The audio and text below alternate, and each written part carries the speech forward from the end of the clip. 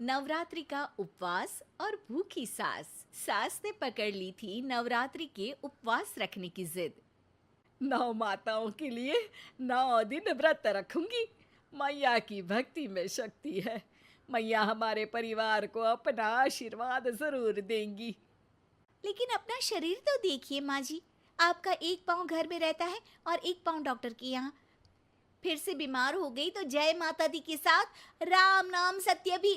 अरे राम राम राम, कैसी बातें कर रही हो बहू।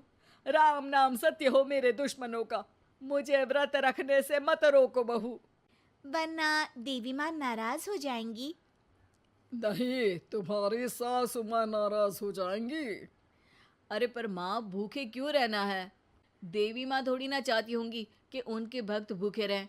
और आपकी तो सारी मनोकामना पूरी हो चुकी है ना माँ। लालच है बेटा, लालच बुढ़ापे में भी खत्म नहीं होती। अरे तुम चुप करो जी। तुम्हारी भी उम्र है भक्ति भाव करने की। ज्यादा बड़बड़ की ना तो तुमसे भी उपवास रखवा लूंगी। हाँ। अरे रौद्र रूप क्यों धारण कर रही हो मेरी माँ। रख लो व्रत। ठीक है माँ, बस अपनी हेल्थ का ध्यान रखना। अरे उसकी चिंता तुम मत करो बेटा। मैंने टीवी पे देख लिया है कि व्रत में क्या क्या खाने से शरीर में कमजोरी नहीं होती। अच्छा ही है, वरना ऐसा ना हो कि 9 दिन के बाद तुम मैया के द्वार की जगह सीधा हरिद्वार। अरे तुम मुझे हरिद्वार क्यों भेजना चाहते हो? क्योंकि अब तुम्हें मायके तो भेजने से रहा। बाबूजी, क्यों माँ को परेशान करते रहते हो?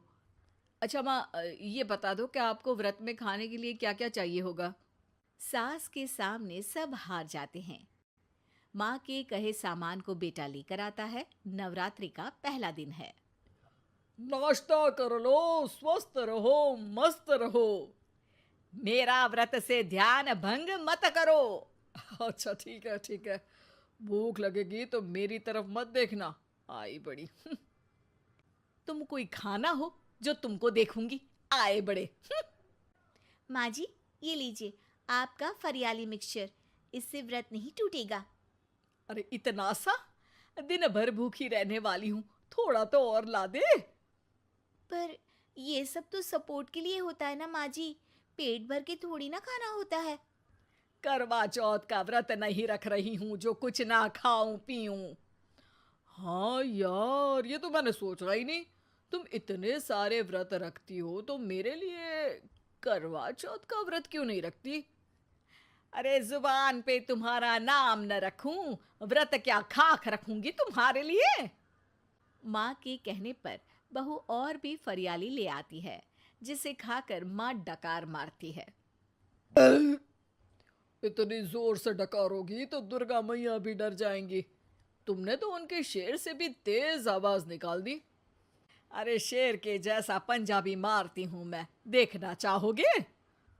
तुम्हें पता है ना, व्रत रखते समय हिंसा वाली बातों से, विचारों से और बुरी चीजों से दूर रहना चाहिए। सही कहा।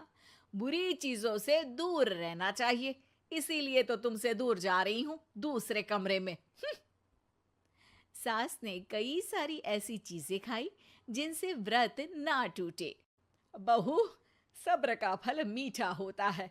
इसका मतलब ये थोड़ी है कि तू मुझे शाम तक फल नहीं खाने देगी। माँ जी, 1 घंटे पहले ही तो आपने इतना सारा। अरे एक खाता ही बना ले, उसमें लिखा करे कि मैंने कितना खाया, कितना पानी पिया।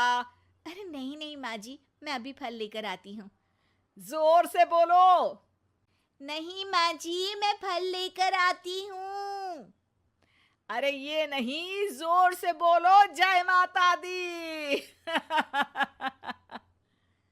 सासू माँ एक साथ बहुत सारे फल खा लेती है।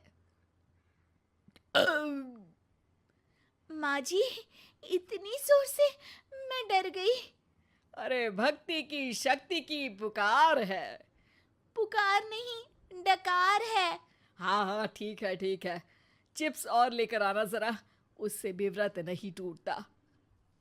माँ जी, आज ही सब खत्म हो जाएगा, नाश्ते का ही टाइम है। अरे ठीक है ना बेटा, मैं अब कुछ खाऊंगी ही नहीं, तुझे इतनी तकलीफ है तो। नहीं नहीं माँ जी, मेरा मतलब था कि उपवास में सिर्फ इतना खाना चाहिए जितना शरीर के लिए सही रहे। स्वाद के लिए खाने से तो अच्छा है कि उपवास ही मत रखो। माता जी की कृपा तो वैसे भी बनी ही रहती है। अरे वाह बहू वाह! एक ढोलक और हारमोनियम भी लेकर आना और प्रवचन करने लग जा। श्री श्री 108 बहु ईश्वरी माता। माँ जी, मैं आपके लिए चिप्स लेकर आती हूँ। बहू की सही सलाह को भी सास नजरअंदाज कर देती है। थोड़ी देर में बहू सास को चिप्स लाकर दे देती है। आलू की चिप्स, आहा मजा आ गया। आलू किसी भी सब्जी में चला जाता है। आलू पनीर, आलू पालक, आलू टमाटर, आलू भिंडी और तो और पराठे में भी चला जाता है। वैसे ही इंसान को भी हर स्थिति में आलू जैसा होना चाहिए। थोड़ी देर में वहां ससुर जी आते हैं। क्या चिप्स खा रही हो? अरे नहीं जी, दिख तो चिप्स ही रही है। अरे तो पूछ क्यों रहे हो? अरे गुस्सा क्यों हो रही हो? उपवास में गुस्सा नहीं करना चाहिए। और ऐसा तो है नहीं कि सिर्फ तुम उपवास करती हो, हमने भी तो किया होगा कभी। नहीं जी नहीं, तुम तो कर ही नहीं सकते। तुम उपवास में भी भेजा खाओगे और भेजा खाने से उपवास टूट जाता है। अच्छा थोड़ी सी चिप्स मुझे दे दो, मन ललचा रहा है।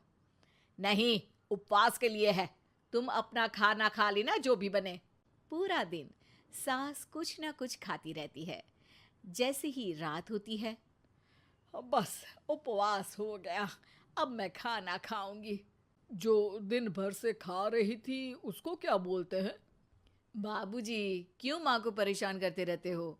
अरे लड़के, तेरी माँ दिन भर से इतना खा चुकी है कि देश में भूखमरी की समस्या इसी की वजह से बढ़ रही है। और खाने की दिक्कत नहीं है, कितना भी खाए लेकिन सेहत इधर उधर होती रहती है। कुछ ऊपर नीचे हो गया तो तेरी माँ खाने के बाद हाथ धोएगी और तू अपनी माँ से हाथ धो बैठेगा। अरे इत्तू सा तो खाया था, उपवास भी ना तोड़ू क्या? ठीक है, नहीं खा रही बस।